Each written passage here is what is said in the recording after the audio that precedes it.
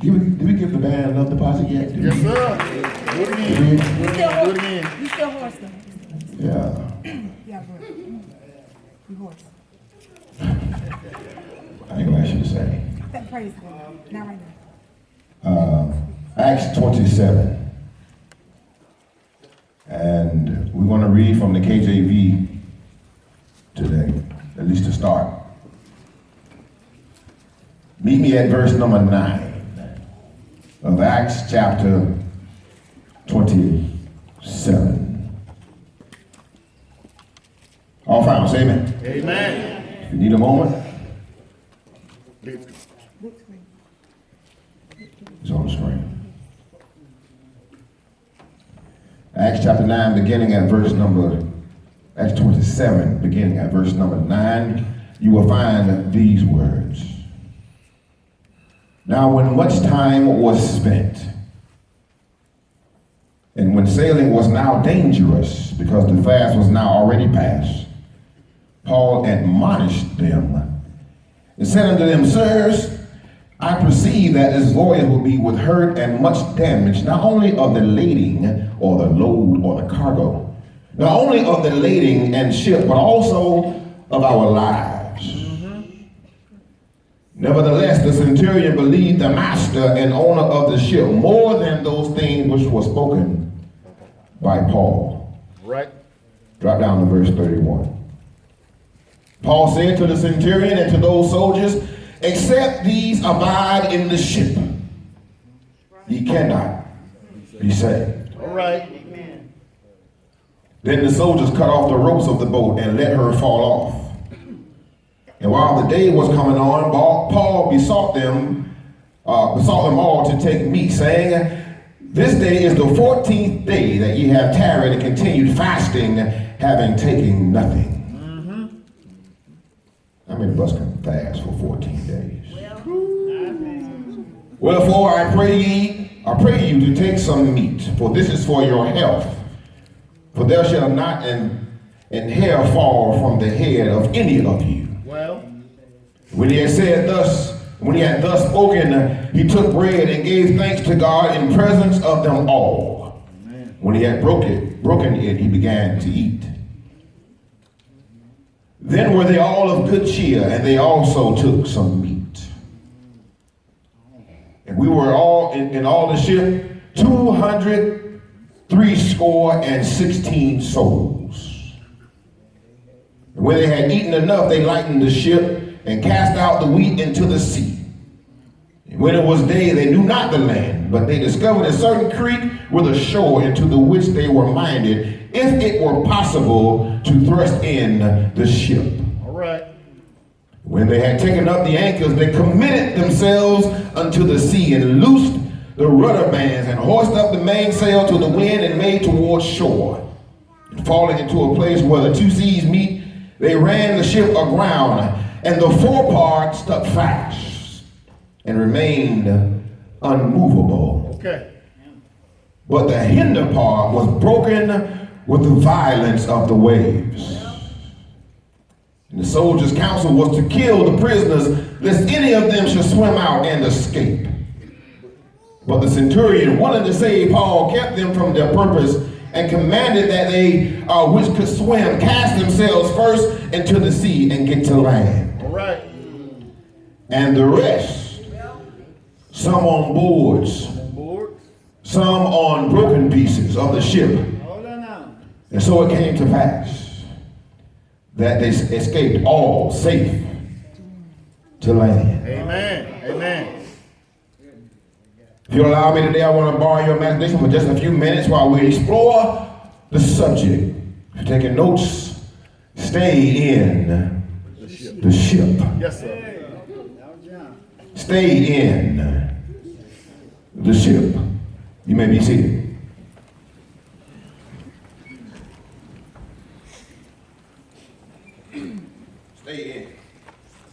Stay in the ship. Amen.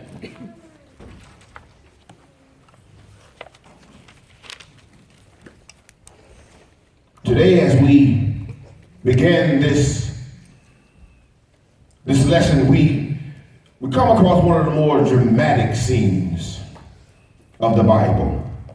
And perhaps if you never taken the time to read it, it's really a fascinating read. The details that are given about shipping and shipwreck in the ancient world is some of the most graphic in all of literature. And at the same time, it is a picture of a believer's trust in God and of God's great care.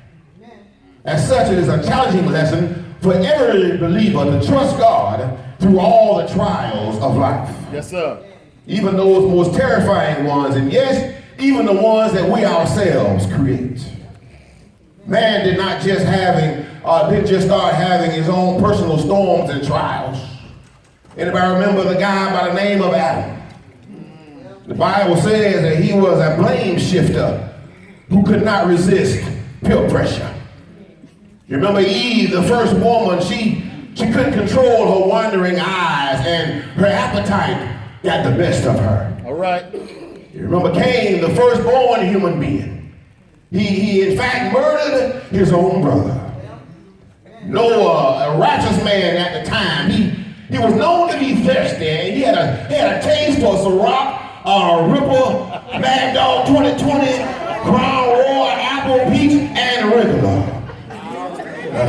Job, a man of faith.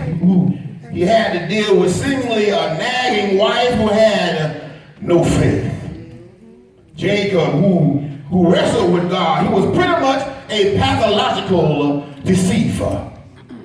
Moses, a humble man of the day, he had a very serious problem with his temper. Y'all remember that? All right, come on. David a man counted as a man after God's own heart. But even David, he committed adultery, but he did not stop there, because not only did he commit the act of adultery, but he covered his adultery with the act of murder. That's right. Solomon, the wisest man in the world, both then and now. He was arguably the only man who could compete with Will Chamberlain. Y'all remember Will Chamberlain? Matter of fact, he got so caught up. Anybody have been caught up before? He got so caught up, Samson did, that he even changed guards. Come on now. Amen, somebody. The prophets, no matter who they were, they all, although they spoke for God, everybody had their own individual struggles.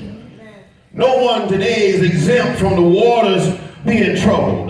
No, not one. Every one of us is going to deal with some troubled waters. So what then? So where is the edification in knowing that life itself is not a bed of roses?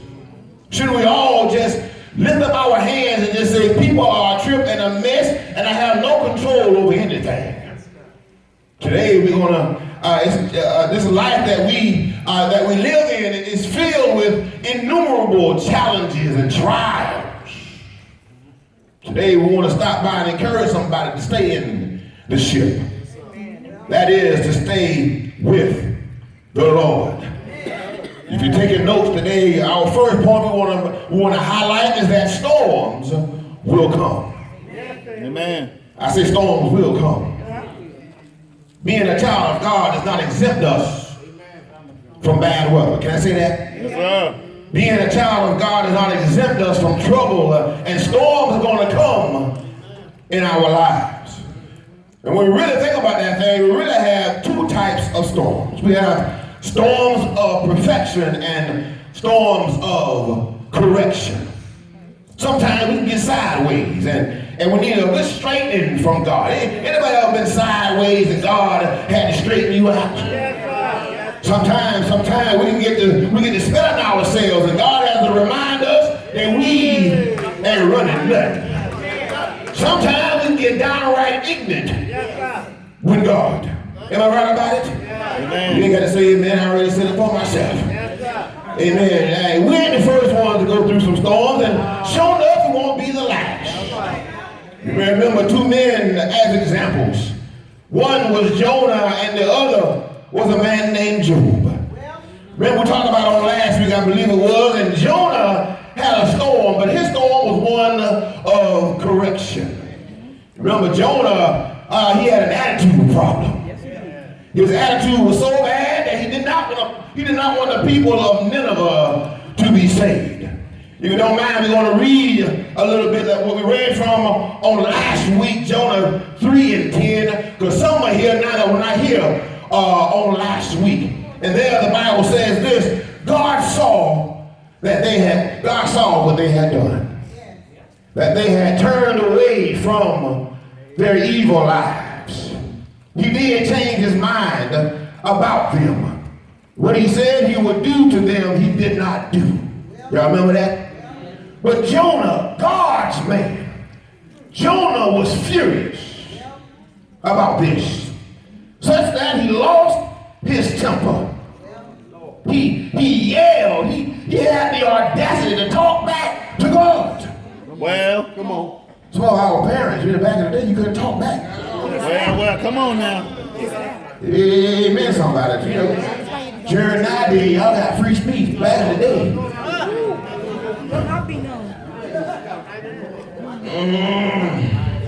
That's a whole other lesson. The more you know, you know that. He yelled at God. He talked back to God. He had the nerve to have some lip. God, I knew it. When I was back home, I knew that this thing was going to happen.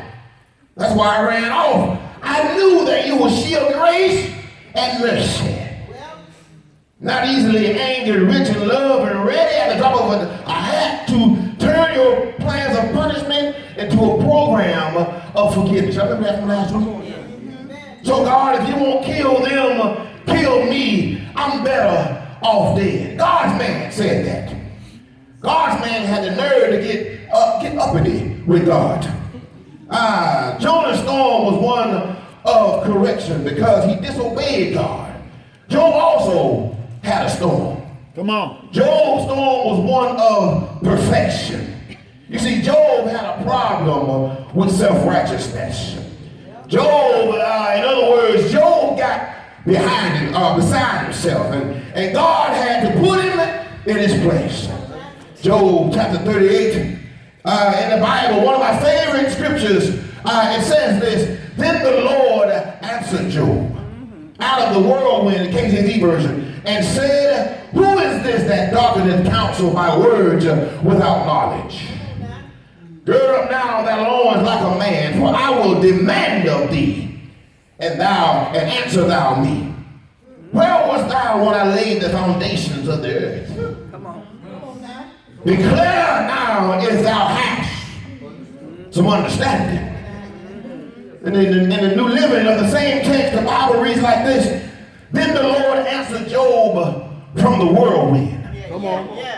Who is this that questions Come on now. my wisdom? Well, Parents, we know about this. Amen, somebody. Grandparents, I know you know about this.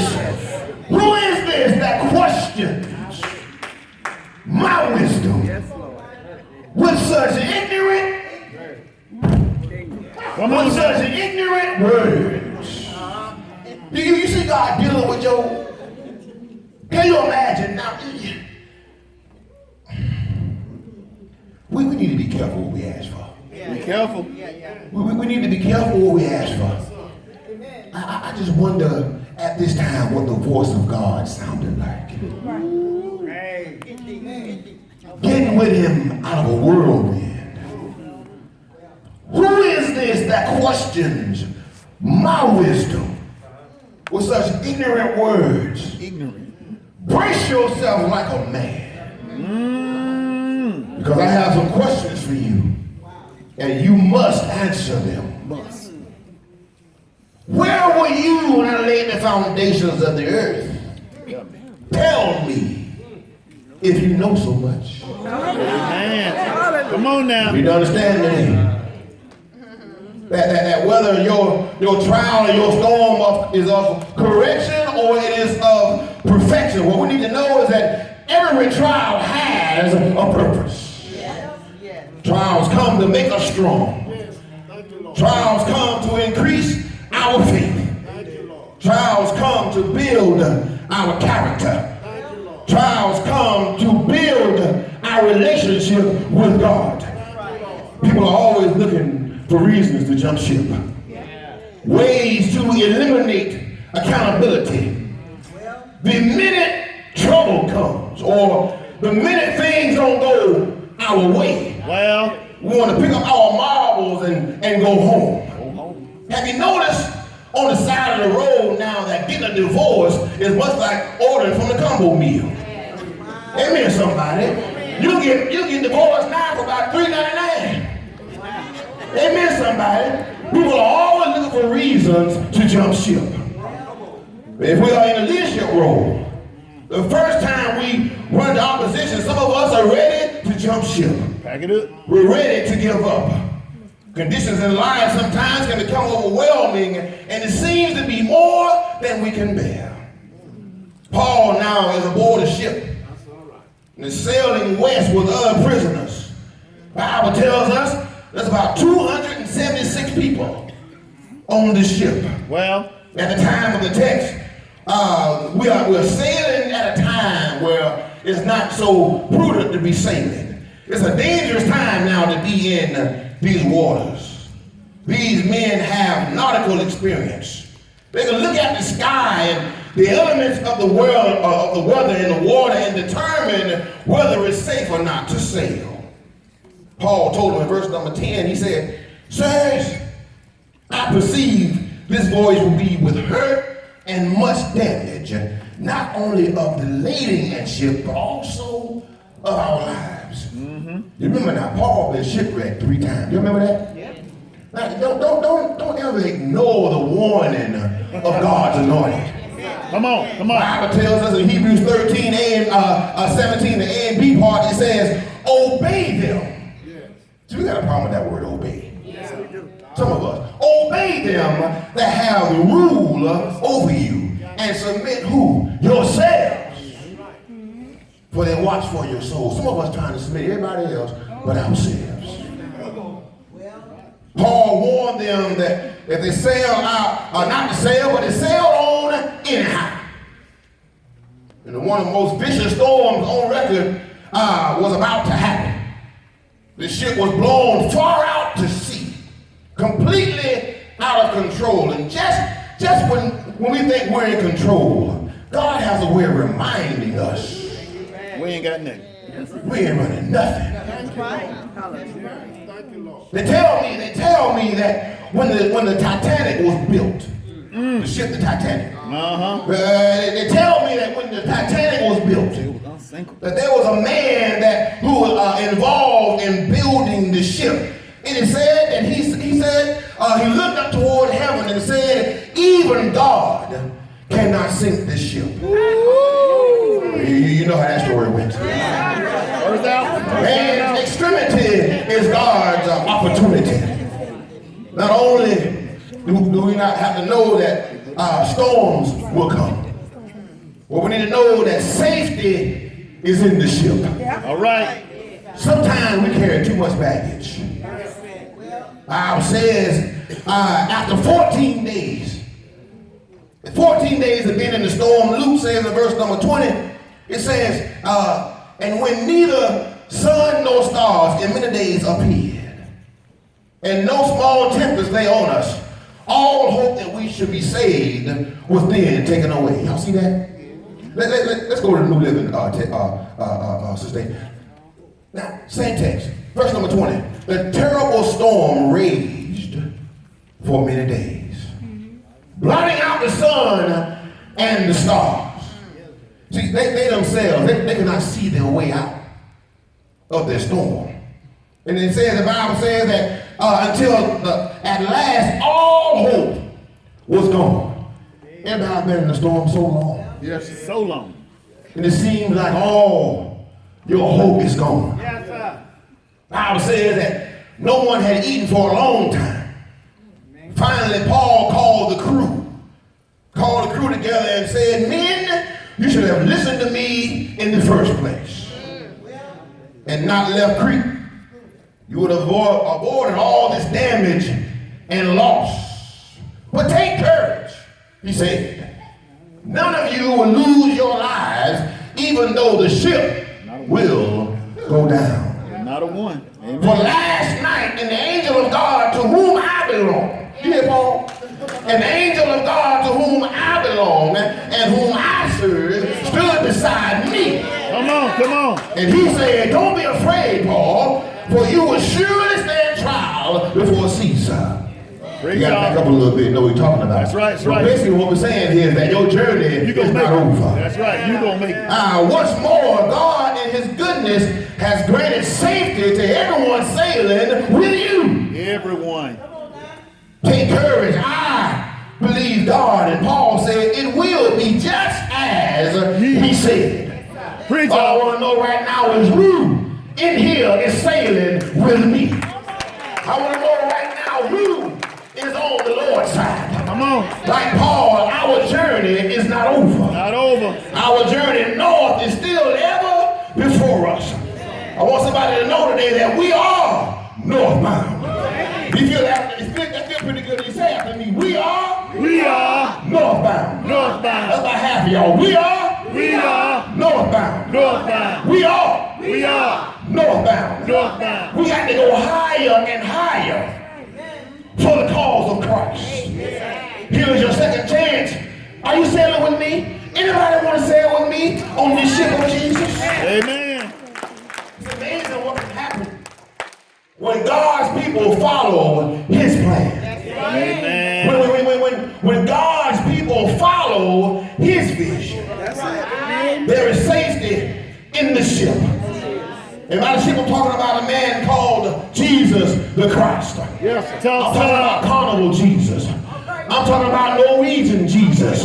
We're talking about Jesus of the seas. I'm talking about that old ship of Zion. His name is Jesus. All right, all right. It's about to understand today that although this building is fine and it's very lovely in decor, and this sanctuary is sacred, set aside as a place where God will come to meet us, but I need for us to understand that storms will come to this church. Too many of us are too busy looking at one another. Well, Too busy looking at the man instead of hearing the word of God through the man. yes. Ever since the Mosaic age, God has always had a man. God has always had somebody to speak for him. Follow me now. Let's go to the book Acts chapter 9. You may remember Paul or Saul on that old Damascus road. Y'all remember that story? And then later on in the text, at verse number 10, reading the Message version, it says, there was a disciple in Damascus by the name of Ananias. The master spoke to him in a vision. Ananias, yes, master, he answered, get up and go over the straight avenue. Ask at the house of Judas for a man from Tarshish. His name is Saul. He's there praying.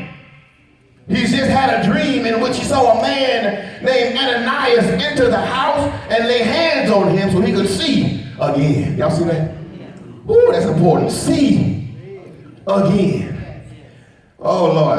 You know what? God is good. Thank you, Holy Ghost. Yes, he I just saw something in the text. Just saw something in the text.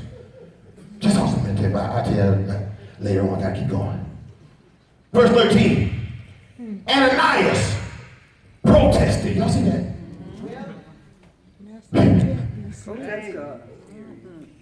Ananias protested. Well, Master, you can't be serious. Y'all see that? Everybody is talking about this man and the things that he's been doing in the reign of terror against your people. Look, 15. But the master said, don't argue. but the master said, that's a side note for us today. All right. But the master said, what that tells me today is that it does not matter what people say about me. Well, come on, bro. It does not matter today what people say about you. What matters today is what the master said. Come on, yes, sir. But the master said, don't argue. Go. I have picked. I have chosen. I have anointed him as my personal representative. Do you not know today, friends, that you are chosen, anointed by God? Amen. In spite of what people have to say about you, there are people that are going to God. God, you can't be serious. They're getting together with their friends. Friends, ain't nowhere in the world God's serious about her. Nowhere in the world that God's going to bless him. I remember when. All right. And that's just like some people. Always want to remind you where you're trying to leave from. I know, right. Ain't got nothing good to say about you. You got nothing good to say about nothing. Everything that they remember about you is bad. Go, don't argue. I have picked. I have chosen him in spite of the fact that I, God, already know more than the people know. People kill me, want to tell on God. Gonna tell God on me. God already know. You think you know the story. You ever got real about the biblical characters? You ever got real and wonder what their story was? Break it down. All we know is that, we read a few verses about said individual, but what is their story? What is their story? You think Peter only cussed that one time?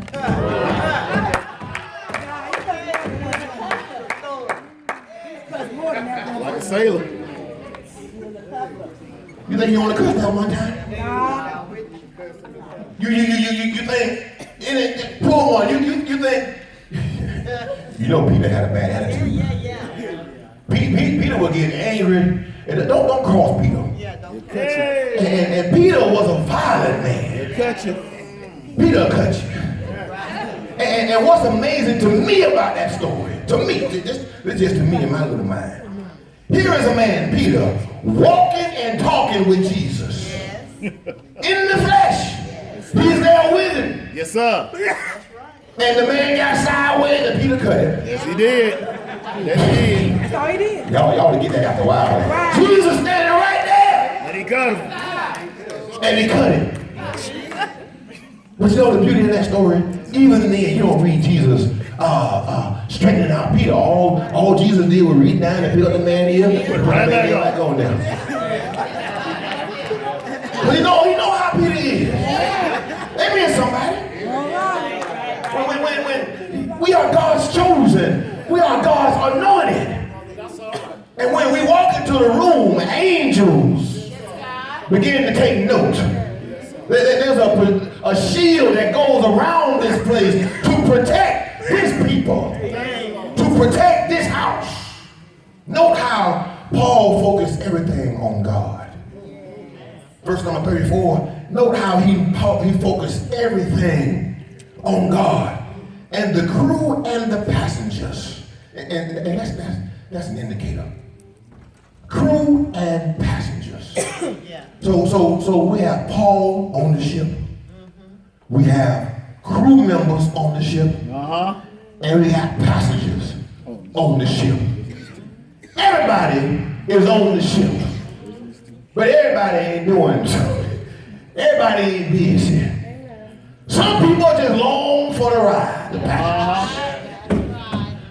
We have some crew members. We have some people that are behind the scenes that are putting in some work. Come on. And we have guardsmen who's also on the ship. Yes, sir. Now you have to decide for yourself whether you're a crew member or you're a passenger. Messenger of God. See how quiet y'all got? See, y'all say y'all like real talk. Y'all don't want no real talk.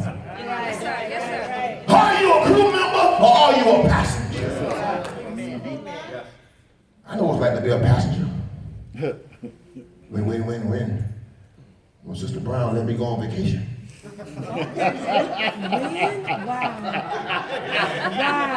And we get on yonder boat. Yonder.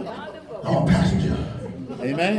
I ain't here To drive to do nothing. Amen. Don't even ask me to do nothing on this ship. Nothing. That's what y'all here for. Crew members I'm talking about. Crew members on the ship. That's what y'all here for. And that's not all some of us like that in the church. Some of us in the church are just passengers. Come on. Nothing. Don't ask me to do nothing. along for the ride.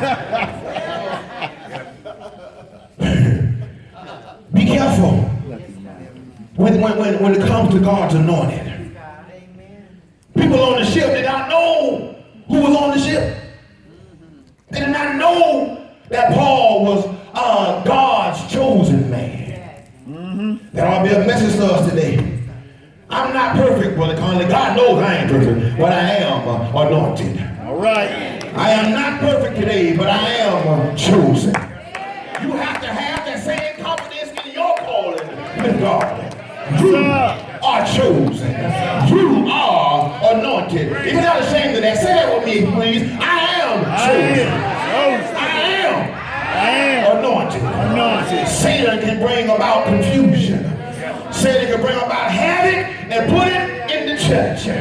Satan can cause folk to lie and to backbite. Satan can stop people from giving and supporting the church. And Satan can run the preacher down and try to destroy the confidence of the members and break up families and in homes. But Satan can bring storms in your life and make you think you are nothing now and you never was nothing. Come on. Just ask Aaron about it. When Miriam was given leprosy, she was complaining about who Moses married. That's right. Aaron prayed to God and asked him to heal her, but nothing happened until Moses prayed. The anointed man of God can put any fire Satan create, he can put it out with a fire hydrant of prayer. Amen. Just ask David.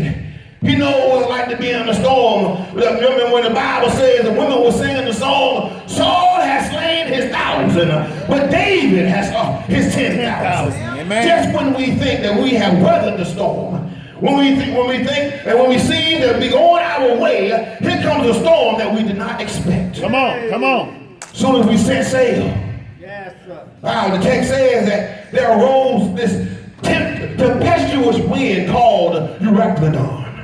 Verse 14. And they were tossed to and fro and side to side. Anybody here ever been tossed side to side? Amen. Anybody here been tossed to and fro? Yes. Anybody here know what it's like to be in a storm? Sometimes we have too much baggage. Things that hold us down. Friends we need to break away from that hold us back. The third day they begin to throw the baggage overboard. Somehow the essentials that we thought we needed somehow in time began to be not so necessary. The text says after many days they no longer saw the sun and the stars. All they could see and hear was a storm.